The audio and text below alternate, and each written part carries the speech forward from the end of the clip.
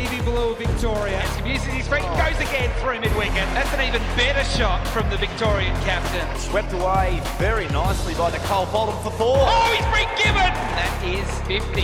The man from Northcote.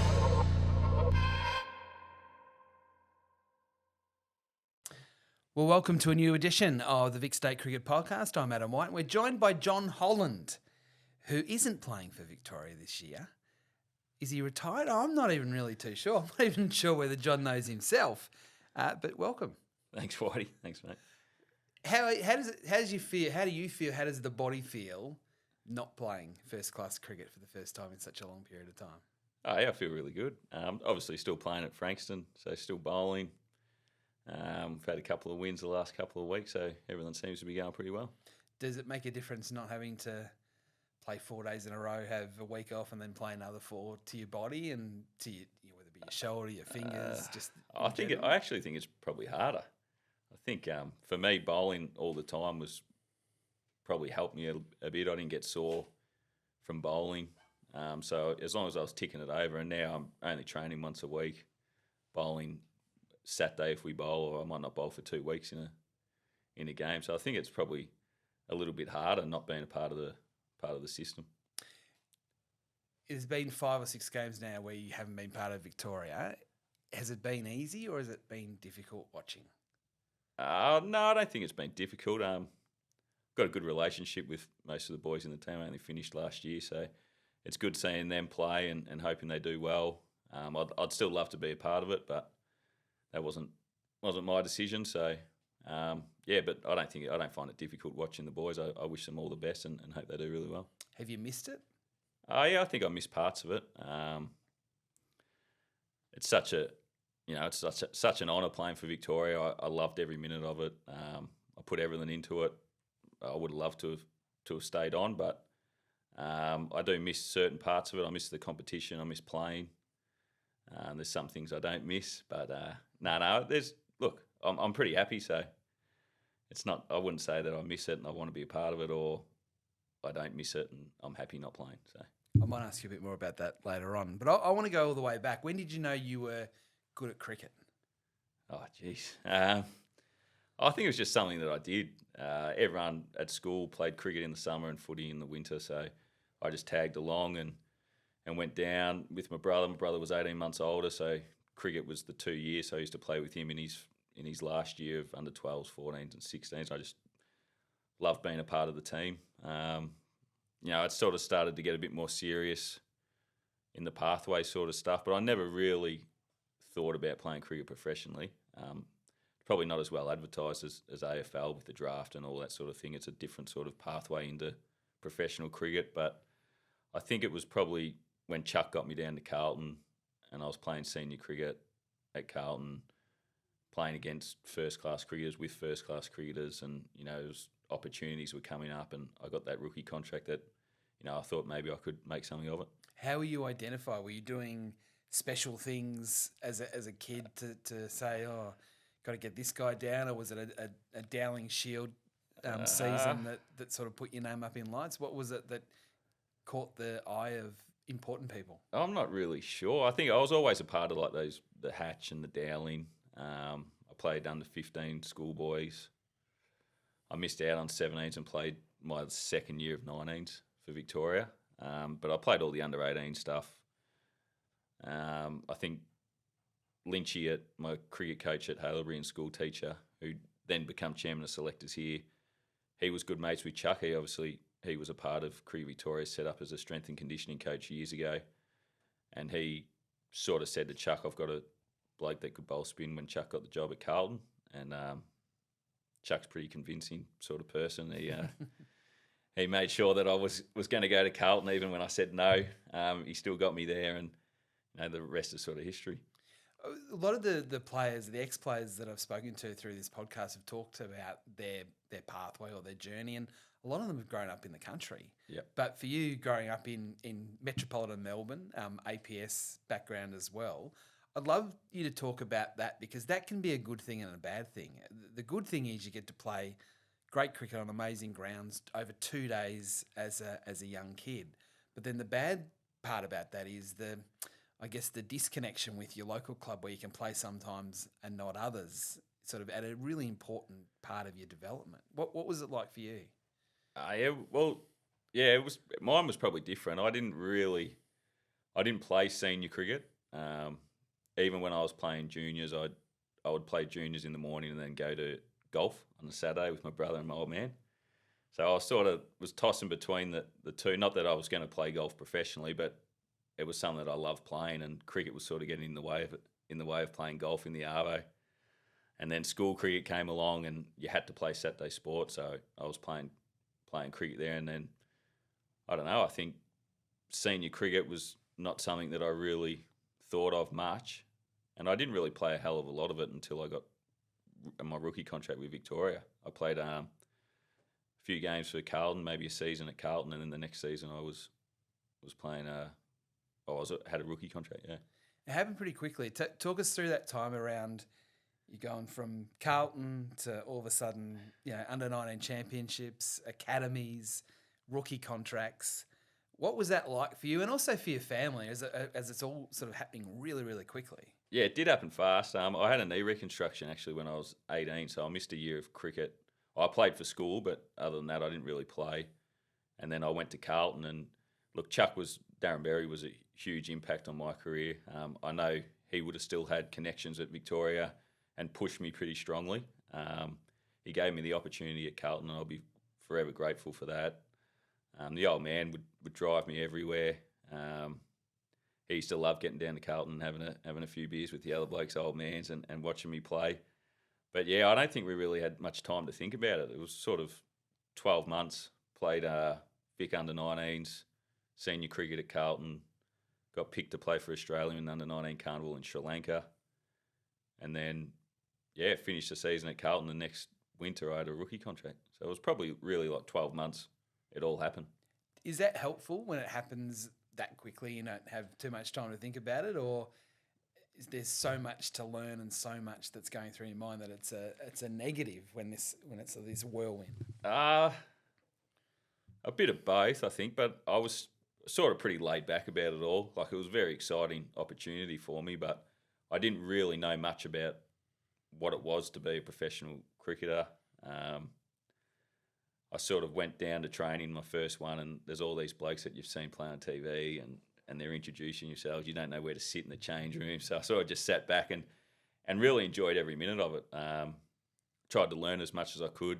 I didn't know how long I was going to be around for. Like, it could have been 12 months. It could have been 5 years. I didn't know at the time.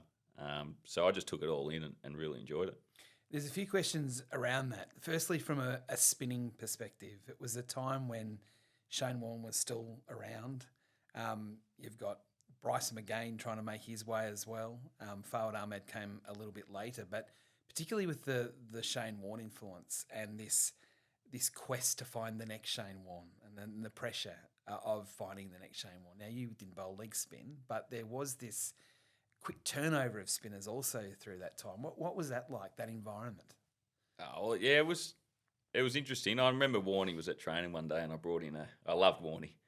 I brought him one of his books and was going to get him to sign it. I was too scared to ask him, and the boys were hanging it on me. But look, I didn't really think too far ahead. Everyone wanted another Warney, and realistically, we probably never see someone as good as Shane Warne. So I just took it all in my stride, really, and tried to get as good as I could and learn as much as I could. Did he have much of an impact on you from a spin craft perspective? A little bit. Like, the way he thought about the game tactically, and that was amazing.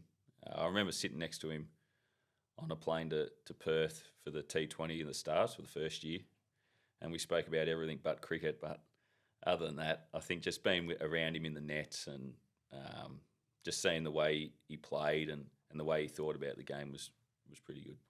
Who were some of the other players that were emerging at the same time for you for Victoria? So before you got to the under-19s, you talk about under-17s, rookie contract, under-19s. There were quite a number of players that ended up playing a lot of cricket for Victoria and Australia that sort of, it was in your cohort, if you like. Yeah, well, Finchy was one of them. He was always the captain, and he was always going to be the bloke that did the best, and he clearly did. I think we had a few other players. I can't really remember, to be honest, at all. Who was there? Well, I was thinking more along the lines of, say an Andrew McDonald, a James Pattinson. That sort of generation of player that might not have been the exact same age. But, Well, but Pato was a bit younger than me, but everyone knew, like, he come in when he was still at school. Everyone knew straight away that he was going to be something special. I think when I was rookie contracted, I think Matty Gale was there, who ended up going up to Queensland. Cam Huckett was before me, and he moved to Perth. But yeah, I think really Finchy's probably Finchy and Pato were probably the two standouts that were the ones that were always destined for good things. So what about the Australian under-19 setup? So you've gone from the Victoria sort of development class, if you like, to then go for Australia in the under-19s, because that's where there was pretty handy players. Yeah, that team was unbelievable. We had Davey Warner, Usman, Finchy, Moses, Matty Wade, Ben Cutting, Jackson Bird, Will Sheridan. I think just about everyone that played in that team would have gone close to playing first-class cricket. Tom Cooper. So there was a real strong team that went over to Sri Lanka to play for Australia, and we got knocked out in the semis, but I'm not sure you could have predicted that most of those blokes. Geez, a lot of them played for Australia as well. Absolutely. What was it like to play for Australia? Oh, it was great. I'd never been overseas. A lot of the boys hadn't. None of us really had any money or anything, but we made the most of it. We were staying in a nice hotel, having a great time. We played some good cricket, and it was a great experience.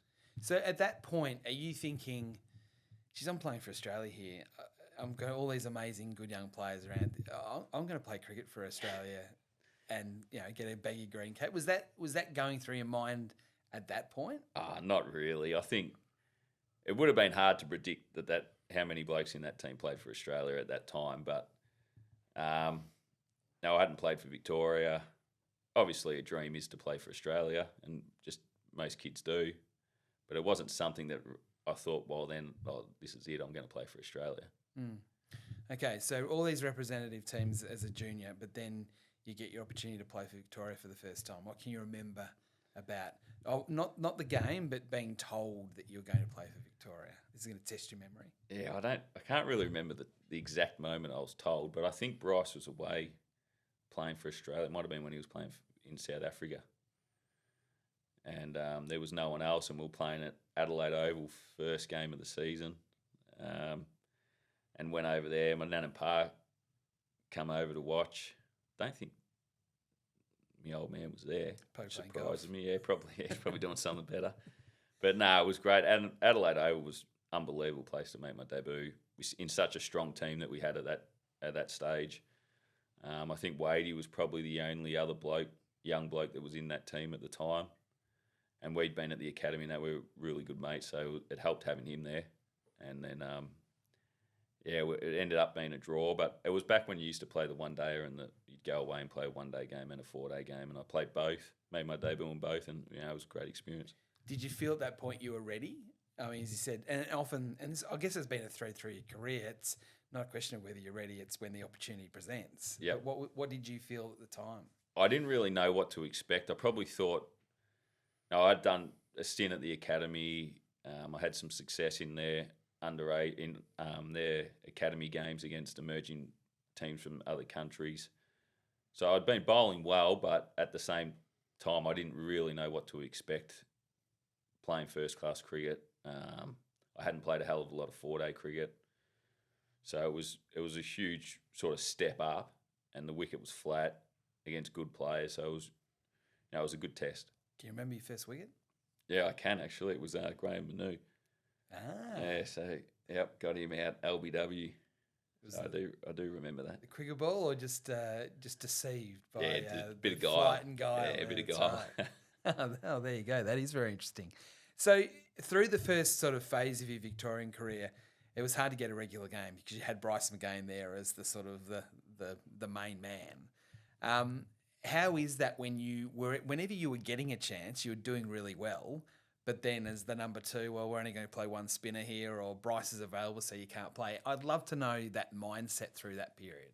I think it wasn't too bad because I was so young. I was just happy to be playing any chance I got. I think Bryce was bowling really well in both formats, so it was always going to be tough to get in there, and very rarely do you play 2 spinners. Shippy loved an all-rounder at that stage as well, so it was really hard to get into that team. But, yeah, I was just really happy whenever I got the opportunity that I got to play for Victoria.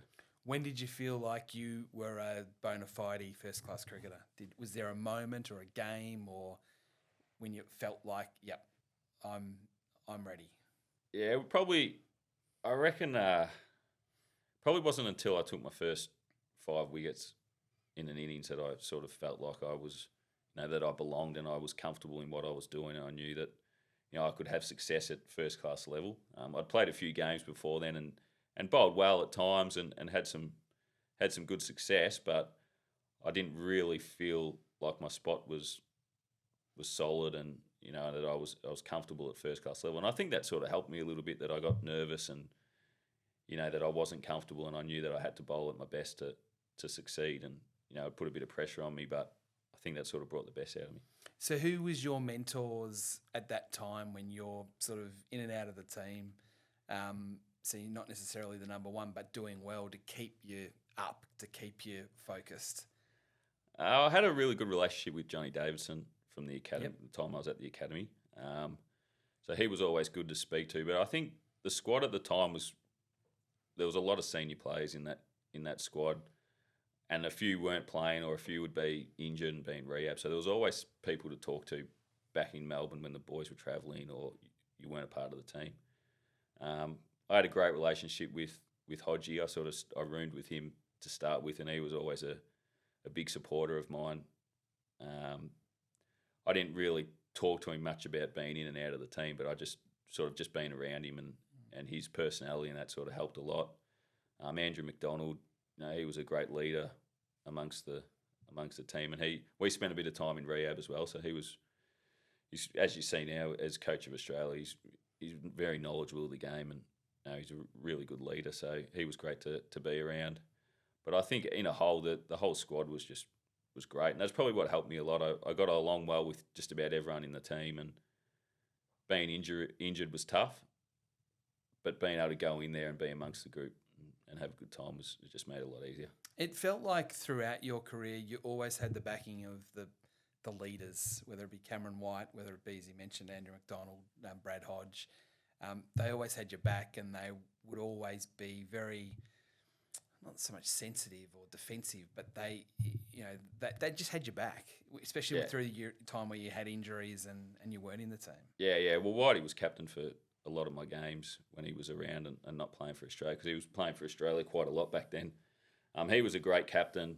He knew so much about the game, and he always backed me in. He'd always give me a bowl, keep bowling me.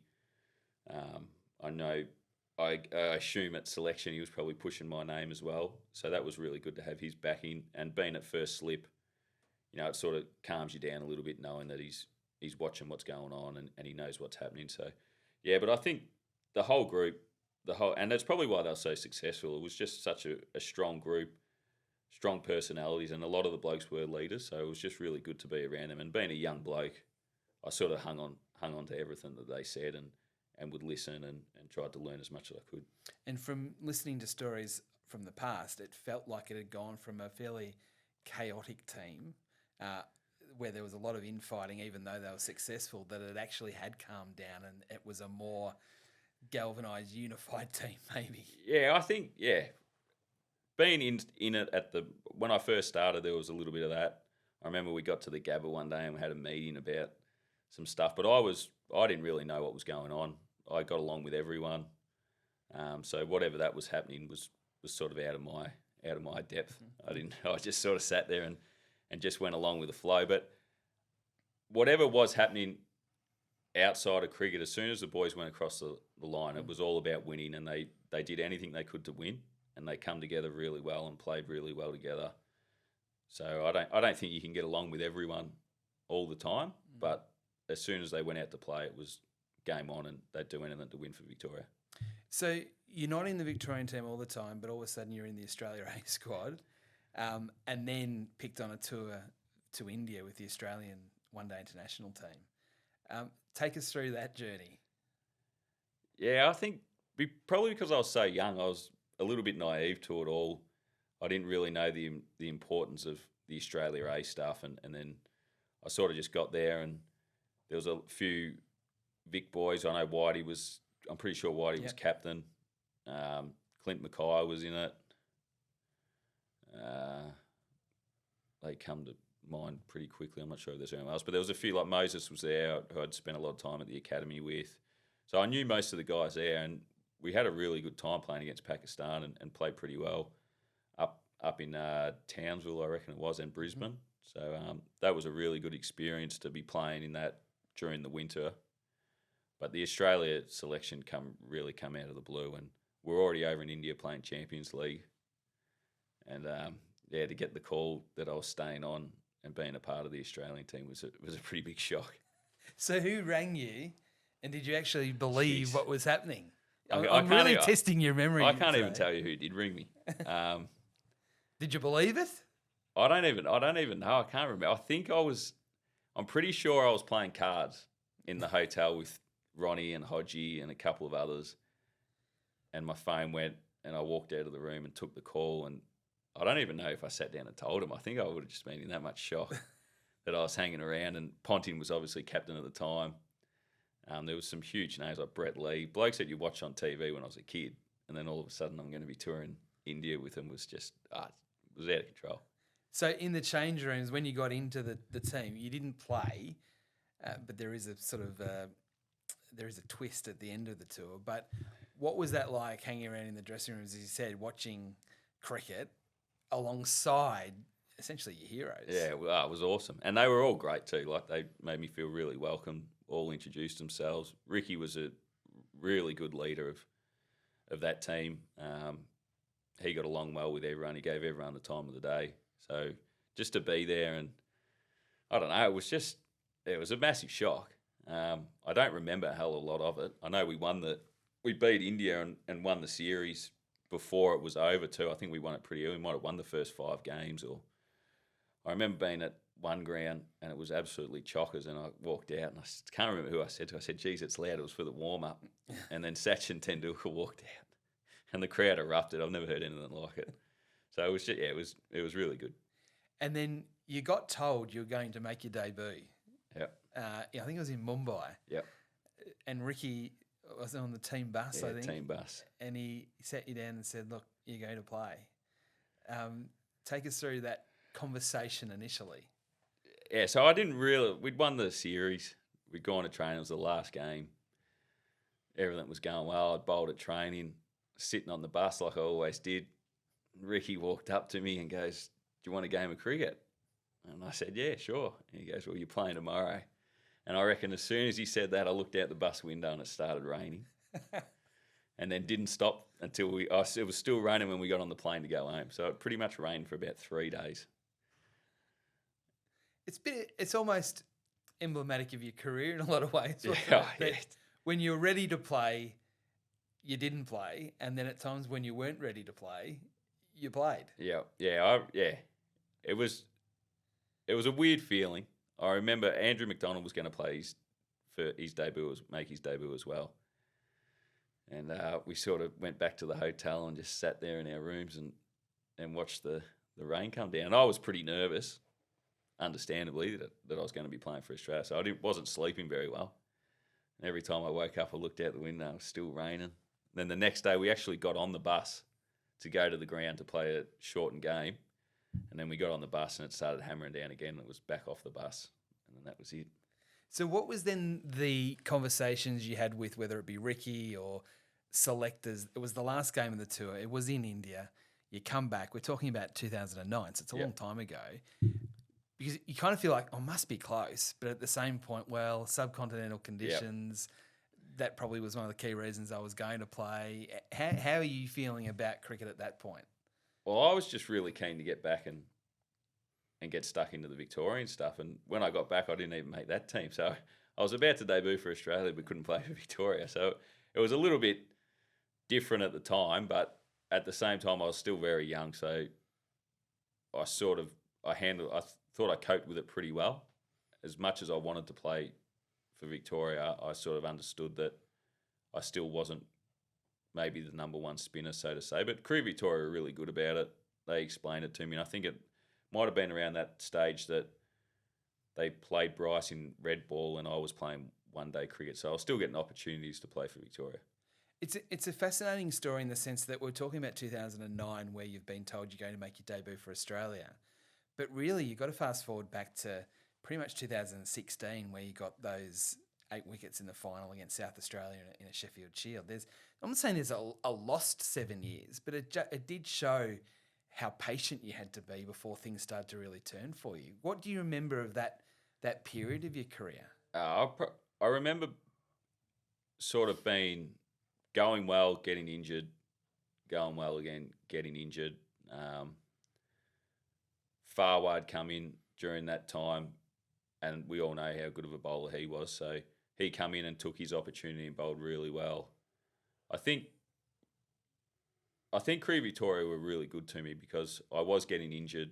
I did have a lot of troubles with my shoulder, but they stuck with me and kept giving me contracts when they could have easily said, go back to Premier Cricket, and if you do well, we might pick you out of that or something like that. But they stuck by me. And then really I just sort of waited for my opportunity again. And then David Sake, who was my under-19 Victorian coach, who I had a great relationship with, he come in and took over as coach, and I still didn't play until, I think I only played 2 or 3 games that year. Yeah, you did. Yeah, that's right. So I didn't play until the back end because we were playing I reckon we played in Alice Springs. Yeah, there's Alice Springs and Glenelg and those sorts of times. I remember he gave me the opportunity, got me back in the team, and I was bowling well at the time when he got me back in, and I did quite well, and I stayed in the team. So were there times where you thought about leaving to go to another state to get your opportunity, or as you said, because you were getting injured and Victoria were being so supportive, it never crossed your mind? I did at one stage. Darren Berry took the job at South Australia. I'm not sure what year it was, but he got me to play T20 there as well with the Strikers, and was sort of trying to get me to come over and play Shield cricket. But look, I was contemplating it, but I love being in Melbourne, and I loved playing for Victoria. So at the end of the day, I thought I'll just keep having a crack here, and if Career Victoria were to not contract me, maybe I would look somewhere else. But I just wanted to get back in that Victorian team. So after that situation where you took 8 wickets in the Shield final against South Australia, so we're talking March 2016, then again, all of a sudden thrust straight back into the national selectors' eyes, and you're making your debut in a test match in Sri Lanka. Again, it happened really quickly. What can you remember of that time? So we're now talking 7 years after the bus conversation with Ricky Ponting. I think that was a different time as well. Obviously we won that Shield final. I played in the Shield final. It was the off season here, which I probably tended to enjoy more than I should have as a professional athlete. And I wasn't in the Australia A team, and I wasn't in the Australian team. So I was a long way back thinking that I wasn't going to be doing anything this winter. So I was enjoying myself, and I remember Ashton Agar got injured, and then I had to go up to Brisbane to play in the Australia A tournament or whatever they had going on there. Mm-hmm.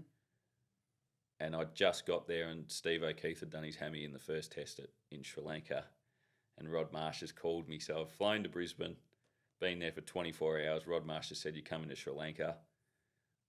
I got off the phone, and first thing that came to mind was my passport's expired. I was like, oh no, I couldn't tell him. So I've rung Mum. She didn't know what to do. So the whole thing of going to play for Australia has gone to the back of my mind, and now I'm thinking about how am I going to get a passport. And Cricket Australia got me in there. So if the passport office is ever saying they can't get you a passport, then they're lying, because I got one within 24 hours. Flew straight back from Brisbane to Melbourne, passport, and then 24 hours later I'm in Sri Lanka. And I reckon it was a day or two before the next test. So I had one training session, lost the toss, bowling. They call and got thumped. So was it even something you would contemplate that you were going to be playing Test cricket at that time? It was the furthest thing from my mind. So had you given up on the dream completely after it being 7 years since you got that I don't think I'd given up. I knew that my best was probably good enough, but I just hadn't had the opportunities. I hadn't been playing consistently enough to push my name up there, and people had gone past me. But I always felt that I could definitely contribute to Victoria, and then whatever happened would happen. So when you've gone from Brisbane to Melbourne to get your passport sorted, and you're panicking, did you think you'd still play? Like, was it to go over and be part of the squad? Nah, Rod actually said on the phone, he was pretty blunt about it. You're coming to Sri Lanka, Keith's injured, you'll play next test, hurry up or something. That's pretty much what he said, and then hung up on me before I even had a chance to say anything. So I knew that I was going to be playing, and I think Boof pretty much told me when I got there that I was playing. So and I love bowling, so I love to bowl lots and feel good that I'm bowling well. And we got over there, it was stinking hot. I was unfit. I started bowling the nets, and I felt horrible. And Boof goes, "That's it. You can't bowl anymore. You got to play tomorrow. So take it easy." And all I could think about was, I can't bowl that rubbish tomorrow. But yeah, and then I was just praying that we won the toss and batted. But we didn't. We lost it, and we were bowling straight away. That first morning, you got presented your cap by Merv Hughes, a fellow Victorian legend. Was it a blur, considering the build-up to it? Oh, yeah, I don't really remember anything that he said. I do remember my old man flew over for the first test, and he was coming to the cap presentation. And somehow they wouldn't let him in thongs into the ground, which really surprises me over there, because I don't reckon half of them were wearing shoes. And I could see his head sort of, when that was all just about to happen, he's looking around, and then but he got out there for it. But yeah, it just happened so quick. And obviously playing for Australia is everybody's dream that plays cricket. And for it to be happening, it was pretty exciting. So in your own words, you were underdone. Could you put a percentage on how fit you were? Oh, I was unfit. I was never the fittest, but I was unfit at that time. But I still could, I was still fit enough to bowl. I just think, I probably built it up a little bit more than what it actually was. The team wasn't going very well. We lost the first test not the first test, my first test, the second test in Gaul. We lost that in 2.5 days or something. It was real sort of panic stations. I remember it might have even been my first over.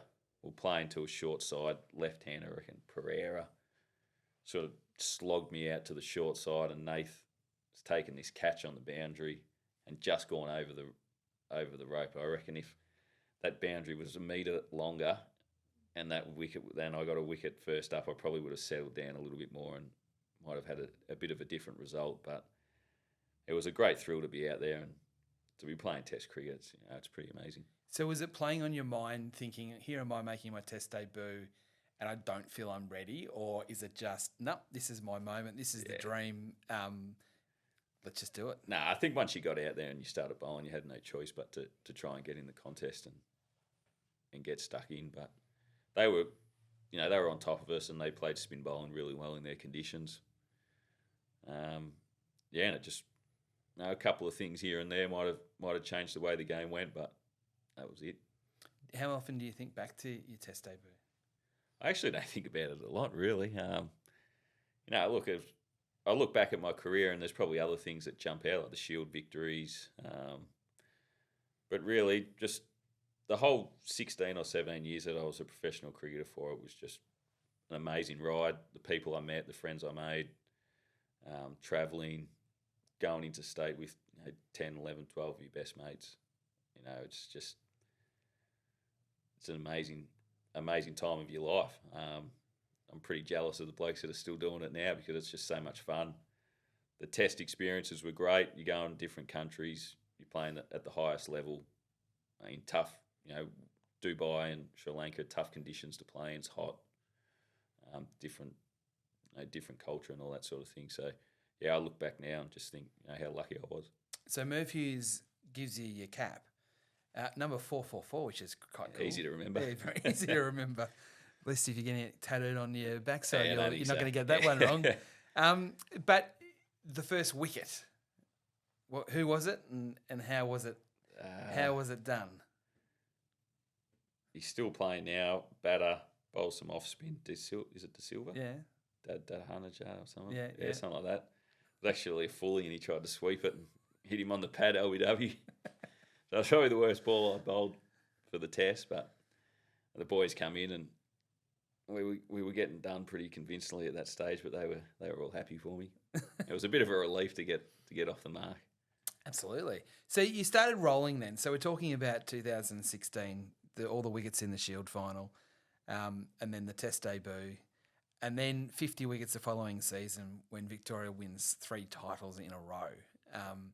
50 wickets is a lot of wickets, and you're injury-free and things are going pretty well for you. What was that season like for Victoria? Oh, that was a highlight. I think it was Ronnie's first year as coach of Victoria. He'd come back in. We had a great group of blokes playing. We were at that stage, not many were playing for Australia. So we were pretty consistent throughout the whole 10 games or 11 games that we played. It was Duke ball as well, which I really enjoyed bowling with. They felt really good in the hand. And yeah, I just got on a roll from the first game. I found Ronnie to be a really good coach. Not so much he made the group feel really good, but there was just a few things like bowling to the tail and ideas that he sort of got me to do that worked really well that year and did ever after that for the rest of my career that I'd never really thought of before that. So that was a couple of little things that I felt Ronnie really brought into my game, which was great. And then we were winning, we were successful. Everyone was playing their role. I think it helps when you've got 3 or 4 fast bowlers that are international bowlers. We had Paddo, Sids, Scotty Boland, Chris Tremaine, Dan Christian was bowling, Stoyne was bowling. So we had a great bowling group, which made my job a lot easier. And I guess the underrated part about it was the amount of travel that you had to do, in the sense that we didn't have a City Power Centre, a Junction Oval to play finals on. We talked before about one in Glenelg, one in Alice Springs and one in Bellerive or something like that. Yeah, Bellerive, Glenelg, Alice Springs. Yeah, I mean, that's quite extraordinary that you could win 3 titles doing it that way. Yeah, I think we played a lot. We played a few games in Alice Springs that year as well. I think it was probably good for us because we'd travel. They were our home games, but we were travelling. We travelled so well together. We loved each other's company. We'd have a good time, win or lose. We'd have a few beers after the game and really enjoy each other's company and successes. So I think that helped us being in Alice Springs. We set up a sort of home base there. The hotel that we stayed in was really good, had a pool and a barbecue that we'd spend a bit of time together in. And I just think that year we were really close as a group. We were confident, we were playing good cricket, and I reckon we felt like we could beat anyone, anytime. And you did. Yeah. And you did. Why weren't you playing for Australia at that time? Off the back of what you did in Sri Lanka, the 50 wickets, because there was an upcoming tour of India that Steve O'Keefe got on instead of you as the second spinner to Lyon. Was that a difficult time for you? Not really. I think if you look at what Steve did at first class level and when he played for Australia, it was pretty remarkable. His average and the wickets he took was an incredible. He had an incredible career at first class level. So, it was always going to be a toss up, but probably between the two of us. And Steve got the nod and he did really well. So it wasn't really that difficult to cop because he was bowling really well at the time and done really well. So I think there was a few other times where I thought maybe I'd get a look in when I didn't, and they were probably a little bit harder to cop. But to sort of be behind Lyon and O'Keefe, knowing I was pretty close, was easy to sort of handle. I guess that's the reality. I won't even say there's one spot for a spinner. There's half a spot for potentially a second spinner when you've got Nathan Lyon there doing what he does. How hard is that? Or that is what it is? It just is what it is. I think if you watch Nathan bowl, it's incredible the way he bowls. So I think you've got Shane Warne and you've got Nathan Lyon. I think it's going to be very difficult to find a bowler that's going to be as good as either of those two in the near future. So, look, to be able to play with him, play against him, it's been an incredible experience just to be around those sort of guys. So while you missed out on that spot to Steve O'Keefe, that second spinning position, you ended up getting back into the Australian team for the crazy matches, really, against Pakistan in the UAE. Yeah. Again, how fit were you for those matches? I was actually as fit as I'd been, I think, for those games. Again, both tests we lost the toss and were bowling first on absolute flat highways. The first test, I've never seen a wicket like that before. It was not a blade of grass. It was rock hard,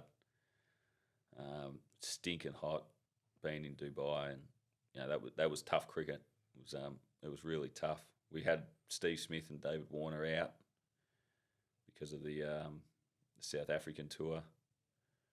So Justin Langer had taken over as coach, and we held on for a draw in that first test, and then we went to the next venue, Abu Dhabi, I think it was. Lost the toss again on a wicket that sort of had a little bit more grass on it. Nathan bowled really well early. We sort of had him on the ropes. I'll never forget, I come on to bowl to,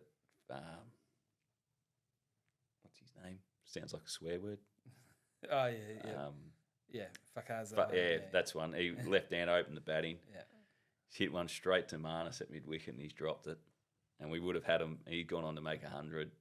Don't think I got a wicket in that innings. So I'll never forget that. Thanks, Marnus. Yeah. That time where you played 2 test matches, you were part of the South African tour where it all went spectacularly badly for reasons off the field, more so than on the field. What was that like to be in that Australian setup at that time as a player, but not necessarily more a peripheral player? Yeah, it was pretty hard to watch. I've spoken about it a few times, but yeah, I think the hardest thing for me, especially being in that Victorian period where we were so successful and so tight as a group, I think it was quite difficult just to see 3 blokes sort of hung out to dry as they were and then cop those lengthy suspensions. I don't know how you could have done it differently or what could have been done differently, but I really felt sorry for those 3 and, for it to be publicised around the world and then cameras following them around and seeing how emotional it was, I think it was pretty tough and it was pretty disappointing how, Cricket Australia sort of handled it, and I think we could have been more supportive. It's not like they killed anyone. They made a mistake, and it's a game of sport that, everyone's doing their best to win and they pushed the boundaries and got caught, but yeah, it is what it is now. Did you realise it was going to be as big as it was at the time and maybe in the day or so afterwards? At the time, look, sitting there being outside it, knowing what had happened, I thought, it wasn't good. But I remember getting a text from Cam White saying, "You've got no idea how bad it is back here." And then, once a few days afterwards, and Cricket Australia are coming out and the ACA are coming out, we're having meetings and that, it was pretty bad. Did you learn anything from that? Because at that point, you're a 10-year veteran of first-class cricket. You think you've seen it all and you see something like that. How did it change your view of being a professional cricketer and the scrutiny that comes with it or anything like that? It was a really tough time for Australian cricket.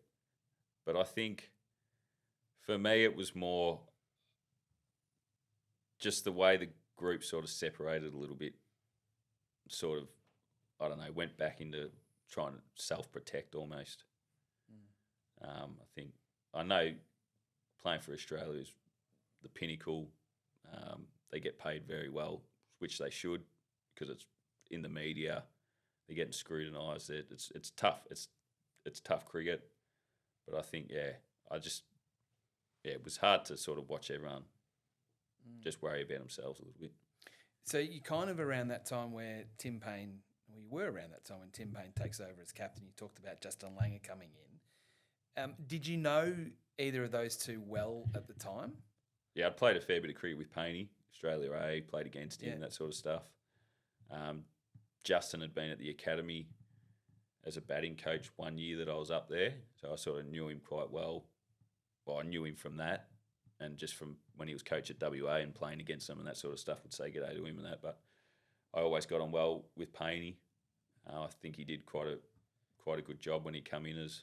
Because it's a massive job. Yeah. Like, even looking back on Yeah. it now, like, we knew it at the time, but considering what was going on, to take on that extra responsibility when he'd only just been back into the Test team, it's quite extraordinary to look back on. Yeah, I think he did it quite well. That's the sort of person he is. He'd been around cricket for a long time. He'd had his ups and downs. I know he was really grateful and to be back in that team, and he was sort of just playing as if it was going to be his last test every test, and he did really well with the gloves and with the bat. And when he took over as captain, I think he did a remarkable job from the position he came in. So you didn't play for Australia again after that Test match in the UAE, or the two in the UAE. Did you think at the time that that was going to be it, or did you think you still had a lot more to give? I think I was bowling well. I thought I could play again, but once I sort of got overlooked for some younger guys, I thought, maybe that's probably about it. Especially as when Justin was still coach. I didn't think I would play again. No. The thing with Nathan being such a durable player, how hard is that watching cricket? Because it's one of those situations that through a long period of time, at any moment, had he pinged a calf as he did in an Ashes, or hurt his finger, or done something, that you could have been sitting on a couch and straight away the phone could have rung and it could have been you. Yeah. I can't imagine what that is like to live life knowing that's the deal. It does cross your mind a little bit, but full credit to Nath. He's been unbelievably strong and fit and kept going and injury free. I did think when he blew his calf in the Ashes, why he couldn't have done that 5 or 6 years ago, but it wasn't to be, and that's the way professional sport is, I guess. Sometimes you get an opportunity and get a gift, or other times you just got to sit there and wait. So as we're sitting at the moment, it's the start of the 2023-24 season. In fact, it's not the start. We're almost halfway through. But it's only 12 months or so that you were still on the national radar. Again, a subcontinental tour. You're drafted into a squad of spinners. That doesn't seem that long ago. And now you're sitting here as a sort of half-retired cricketer. Semi-retired cricketer. That doesn't seem to make a lot of sense. No, what part doesn't make sense that I'm not playing? That it's just it kind of ended so quickly, and I want to talk about that a little bit more shortly as to the lead up to that. But it wasn't that long ago that you're close. Yeah, I was. I was really coach again. How close? Furthest thing from my mind. I think when I got called over there, I probably think that they had the idea that I was going to play. They probably wouldn't have got me over there if I wasn't. But I hadn't been bowling. Again, it was the off season. Getting older. They've got spinners over there. And then George rang me. I got on a plane, went over to Sri Lanka. Had a 4-day game for the Australia A because I had 2 teams over there in the lead up to the next test. And so this is 2022 Sri Lanka. Yeah. I'd done okay the season before, but I'd been struggling with a finger injury that I had surgery on and had never really got back to where I was. And the first training session, had a newish sort of ball, been raining, so it was quite humid. The sun was out, I was sweating, and I just ripped a big hole in my finger from the seam. And it was, from then on, it was pretty tough to get back to being able to play. I know I played that 4-day game with tape on my finger, didn't heal. Every time I'd try and bowl, I'd just rip again, and got to with the test team, trained with tape on.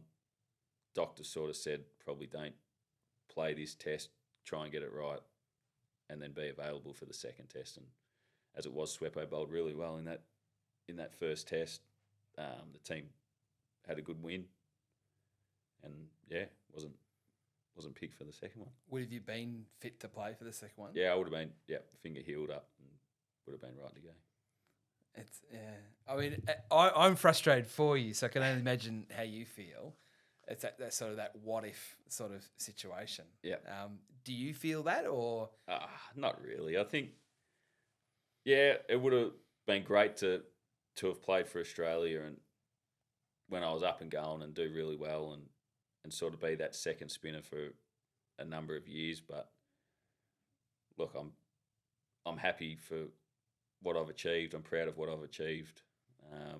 I got to play for Australia, probably something that a lot of people that, there was probably a lot of first-class cricketers that might have been better than me that haven't played for Australia. So I'm very grateful for everything that's happened. So your last year, and I know I've spoken to you a lot about your last year for Victoria, but it was quite extraordinary how it played out.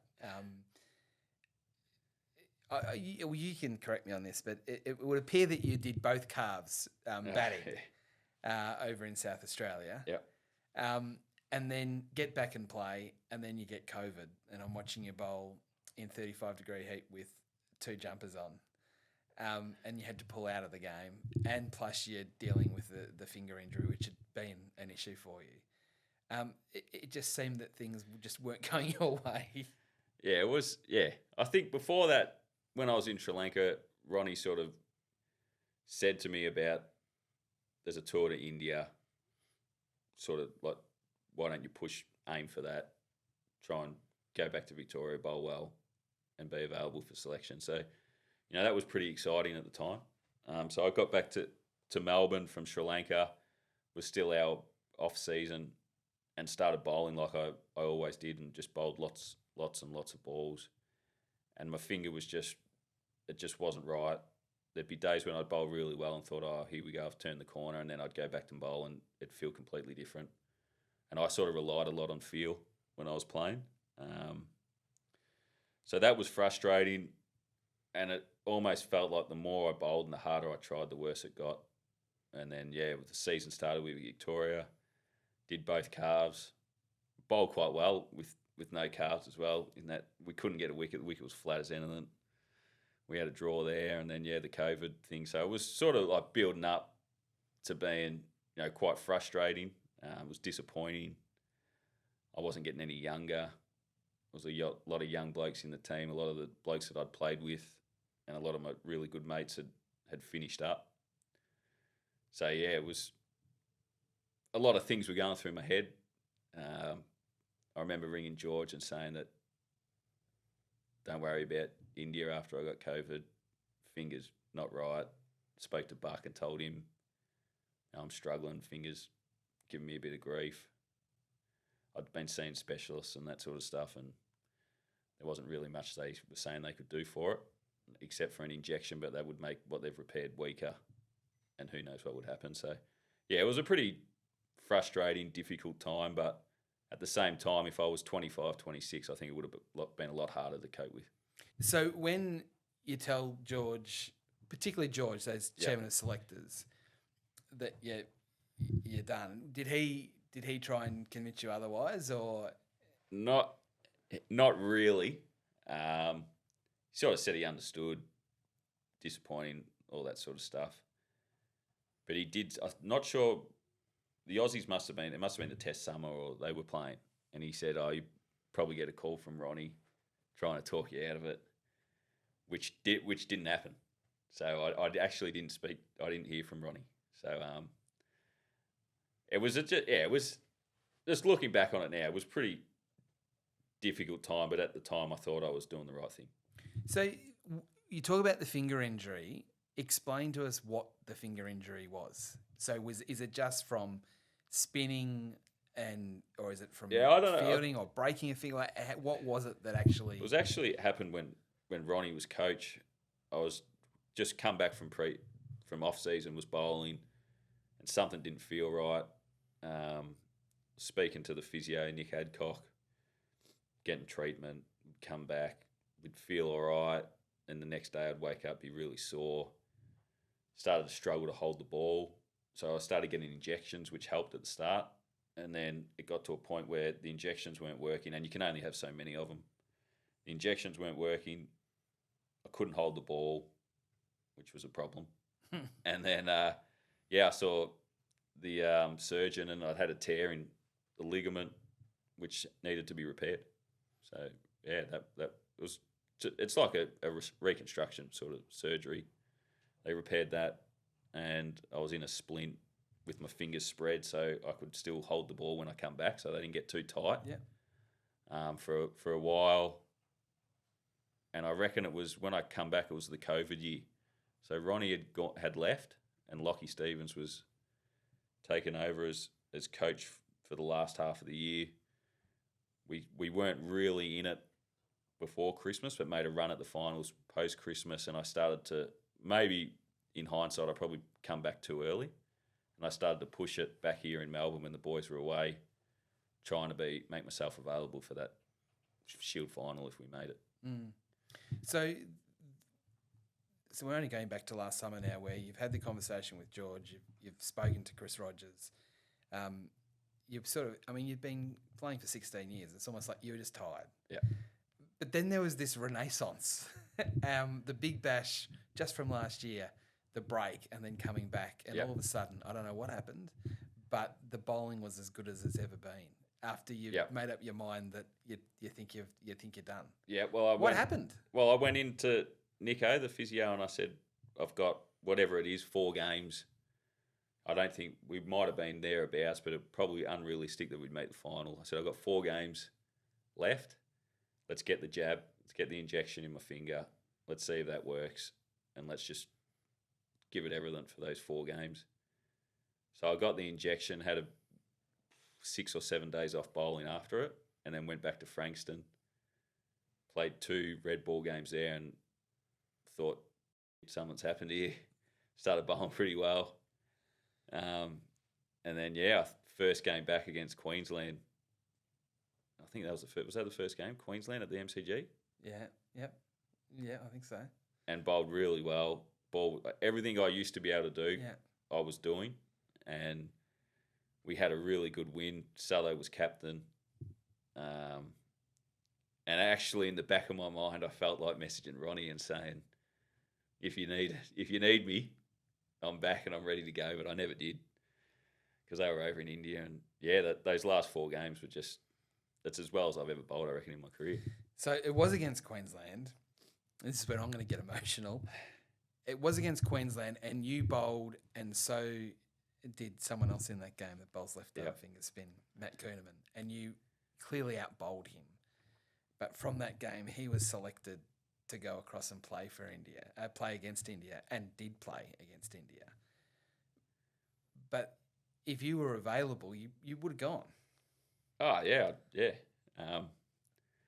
So maybe I should have messaged Ronnie. But look, that was where I was at in my career. I'd made that decision. Unfortunately, maybe I should have got the injection earlier. But look, Matt Kuhneman went over there and did really well, and good on him. There's no hard feelings there. I wasn't dirty or disappointed. I'd made the decision, and that's the way it was going. It's amazing. So there was a few games to go after that, and then you missed the Shield final where Todd played and you didn't, and then you get told there's no contract. So is there bitterness, or is there just it is what it is? Like I've said that a few times. Yeah. Look, I'm pretty laid back. There is a part of me that probably after whatever it was, 16 or 17 years as a Victorian player, I've given it my all, done everything I possibly could have.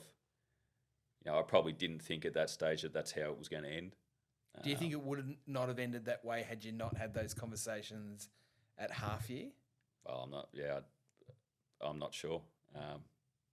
Maybe it wouldn't have made a difference. Maybe they'd already made up their mind, because I was keen to keep going after those last 4 games, and I felt I could play a pretty important role in the squad. But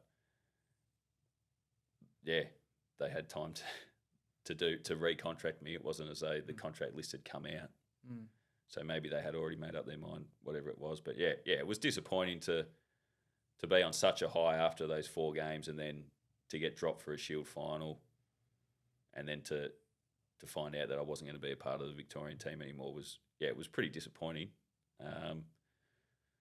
But yeah, I can sit and sulk and be miserable, or I can just get on with life, and that's what I've decided to do, and I'm having a good time, and it is what it is. So if you got rung to play a game because they needed a spinner, would you play? Oh, definitely, yeah. I think I look at it now, and I've gone back to Frankston and I'm playing. I remember saying to Wadey when I found out that he was playing that maybe he should, if they need a spinner or a second spinner, that I'd come and play for them. But I don't know about playing for Victoria again. It's probably they've made that decision now quite clearly that I won't be playing for them again. So, yeah, it's disappointing to think about, but that's the decision they want to make, and there's nothing I can do about it. The relationship with Matthew Wade I find fascinating. You've been mates for such a long time. You said that goes all the way back to underage level. But even just watching you bowl with Matthew at the non-strikers end, just constant conversations, the battles, ball versus bat, those sorts of things. I find it fascinating as a watcher. What was that relationship like? Since we played together in the Australian under-19 team, we've been really good mates since then.